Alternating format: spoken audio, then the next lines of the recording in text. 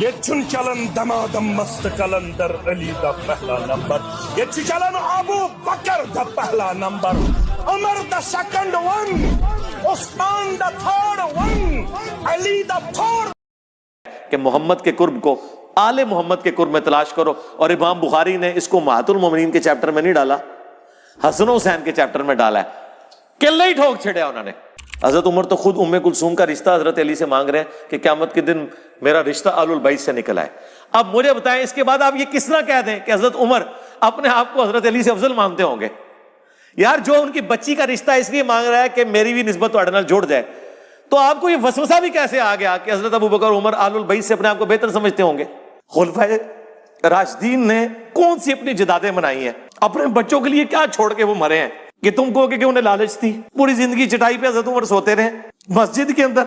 ایک اسلام کے غالب ہونے تک ساری تکلیفیں اللہ سے اٹھائیں، جب اس کا فروٹ کھانے کا وقت آیا ہے اس وقت بھی جنگوں کی مصیبت کاٹ رہے ہیں۔ بوڑھے وقت میں تو انسان آرام کرتا ہے۔ 2.25 سال حضرت ابو بکر کی ایک رات بھی سکون سے گزری ہے۔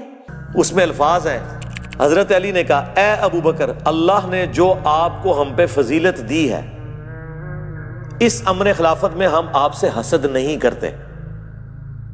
آپ کو تو جواب مل گیا، ان کے تو بس رکھ، لیکن اہل بیت رسول کے ناطے کیا ہمارا یہ رائٹ نہیں تھا کہ اس امر خلافت کے مشورے میں آپ ہمیں بھی شامل کرتے؟ مشورے میں، یہ نہیں کہا کہ مجھے خلیفہ چنتے۔ اور یار مولا علی تو اپنے روحانی باپ سے خلافت نہیں مانگ رہا، رسول اللہ۔ صحیح بخاری میں ہے، حضرت عباس نے کہا کہ میں بنو ہاشم کے چہرے موت کے وقت پہچانتا ہوں، اور حضور کی شکل مبارک سے مجھے لگ رہا ہے کہ اب یہ زندہ نہیں رہیں گے، آؤ ہم خلافت مانگ لیتے ہیں۔ تو حضرت علی نے کہا کہ میں کبھی بھی رسول اللہ سے خلافت نہیں مانگوں گا، کیونکہ اگر حضور نے ہمیں انکار کر دیا تو حضور کی امت کبھی بھی بنو ہاشم کو خلیفہ نہیں چنے گی۔ حضرت علی کو یہ بھی پتا تھا حضور انکار کر دیں گے، پھر چوتھا خلیفہ بھی نہیں سی ہونا مولا علی نے۔ ٹھیک ہے، مولا علی نے تو حضور سے خلافت نہیں مانگی ہے، تو انہوں نے حضرت ابوبکر سے کہنا تھا، تو بات ہی بالکل غلط ہے۔ اس میں موجود ہے ہم آپ سے حسد نہیں کرتے، کیونکہ بخاری میں حدیث ہے کہ کوئی خواہش کرنے والا خواہش کرے گا، لیکن اللہ اور میری امت ابو بکر کے علاوہ کسی پہ راضی نہیں ہوگی۔ اب اس جملے کے اندر کیا حکمت چھپی تھی وہ حضور کی وفات کے بعد ظاہر ہوئی کہ حضرت ابو بکر کی خلافت کے اوپر لوگ اکٹھے ہو گئے، حالانکہ مانگنے والے نے مانگی تھی خلافت، کس نے؟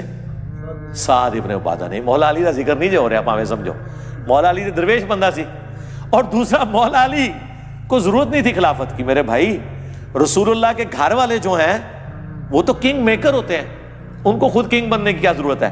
جس کا سب سے بڑا ثبوت اس حدیث میں یہ ہے کہ بخاری مسلم میں حدیث موجود ہے، حضرت علی نے پیغام دے کے ابو بکر کو اپنے گھر بلوایا ہے۔ سرکار ذرا امیجن کریں، کوئی چھوٹا ہے بڑے کو کہہ سکتا ہے کہ مجھے آگے، یعنی آپ کہہ سکتے ہو کہ سٹنگ پرائم منسٹر کو کہ آؤ مجھے آگے گھر میں ملو، سوائے اس کے کہ آپ کنگ میکر ہو۔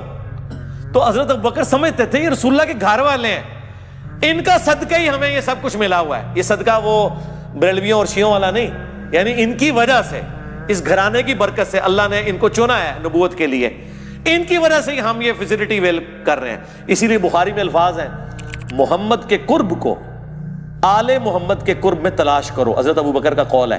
اور امام بخاری نے اس کو حسن و حسین کے چیپٹر میں لیا ہے، امہات المومنین کے چیپٹر میں نہیں لیا۔ حضرت ابو بکر بھی کہہ رہے ہیں بھی جس نے حضور کے قریب ہونا ہے نا، بس حضور کے گھر والوں کو راضی کر لو۔ یار حضرت ابو بکر صدیق رضی اللہ تعالیٰ عنہ تو اللہ رسول کے قریب ہونے کے لیے حضرت فاطمہ کی خوشنودی چاہتے ہیں، مولا علی کی خوشنودی چاہتے ہیں۔ کبھی صحابہ کرام نے اپنے آپ کو اہل بیت کے مقابلے پہ دیکھا نہیں ہے۔ میرا چیلنج ہے، یہ جب یہ کمپیریزن کرانا شروع کرتے ہیں نا، فلانے دا پہلا نمبر، فلانے دا چوتھا نمبر، فلانے دا تیسرا، یہ آپ نمبرنگ ضرور لگائیں، اہل بیت کو سائڈ پہ کریں۔ میں آپ سے سوال پوچھتا ہوں، آپ ابو بکر کی جگہ پہ ہوں، حضور نے آپ کو کلمہ پڑھا کے مسلمان کیا ہو، کیا آپ کبھی یہ جرت بھی کریں گے حضور کی بیٹی کو اپنے مقابلے پہ اس حوالے سے کھڑا کریں کہ میں اس سے بہتر ہوں؟ کانوں کو ہاتھ لگائیں گے آپ کہیں گے یار اس کے باپ نے مجھے مسلمان کیا، ٹھیک ہے، یہ جنتی عورتوں کی سردار، حضور کی بچی، اور یہاں تک حضور کہہ رہے ہیں کہ فاطمہ میرے جگر کا ٹکڑا ہے، جس نے اسے تکلیف دی اس نے مجھے تکلیف دی۔ اتنی باتیں سننے کے بعد آپ فاطمہ کے ساتھ اپنے مرتبے کو کمپیریزن کریں گے؟ آپ بے شک کرتے رہے، حضرت ابو بکر نے کبھی جرت نہیں کی کہ میں فاطمہ سے بہتر ہوں، میں علی سے بہتر ہوں۔ میں ختیجہ سے بہتر ہوں، ان کے دماغوں میں یہ فطور ہوتے ہی نہیں تھے. وہ تو اہل بیت رسول کو رسول اللہ کے قرب اور اللہ کے قرب کا ذریعہ سمجھتے تھے. وہ تو چوزن پیپل آف گاڈ ہیں اہل بیت رسول. دیکھیں نا نماز میں آپ ان پہ درود پڑھ رہے ہیں، اللہم صلی علی محمد وعلی آل محمد، صحابہ پہ نہیں پڑھ رہے.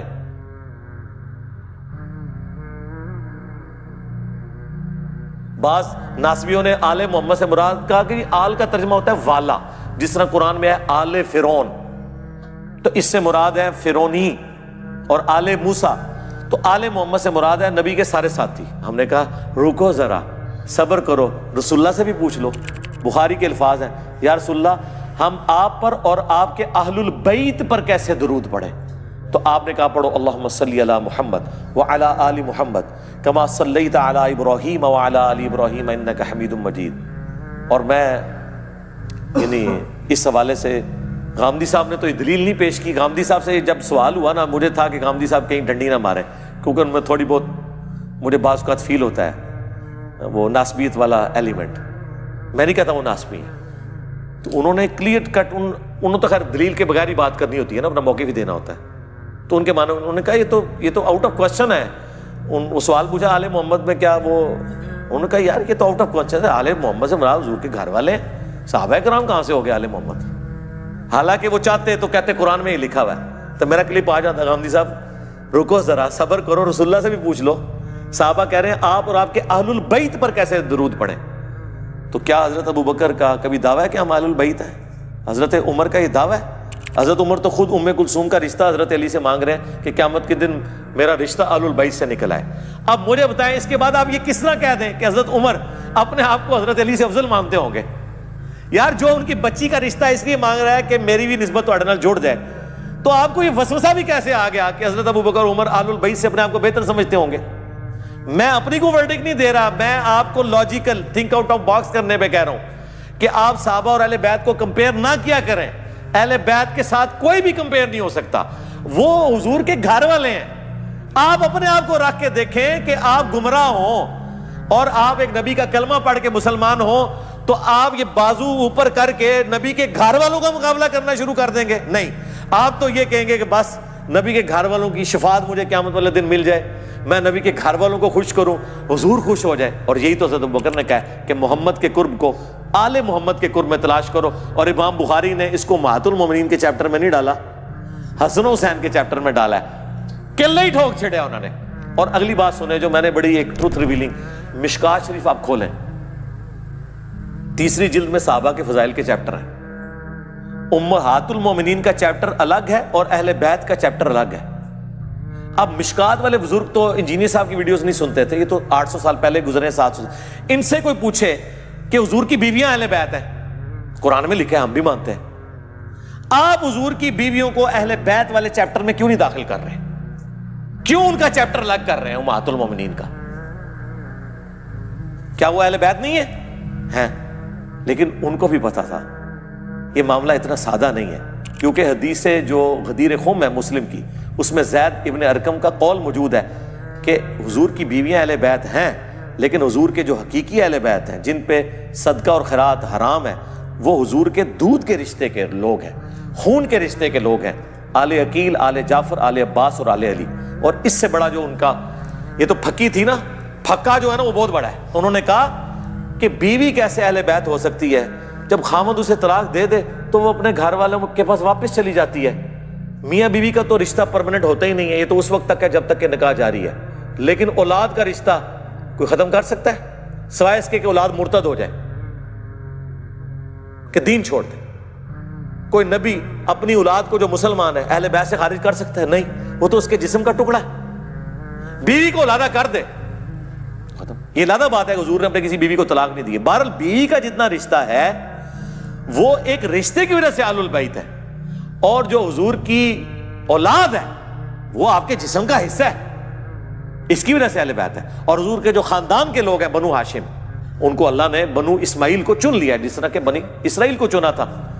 بنی اسرائیل کو اللہ چنے، وہ قرآن میں موجود، اور بنو اسماعیل کو اللہ چنے، وہ احادیث کے اندر موجود. تو اس میں پریشان ہونے والی کون سی بات ہے؟ بنو ہاشم کو اگر اللہ نے چن لیا، آل عقیل، آل جعفر، آل عباس اور آل علی، اور اس میں تو الفاظ یہاں تک ہیں کہ زید بن ارقم نے کہا کہ حضور کی بیویاں اہل بیت، جب پوچھا گیا نا وہ نہیں ہے، ایک میں تو ہے کہ وہ بھی ہیں، لیکن یہاں وہ دوسری روایت جو مسلم کی اس میں الفاظ ہیں کہ بیوی اہل بیت کیسے ہو سکتی ہے؟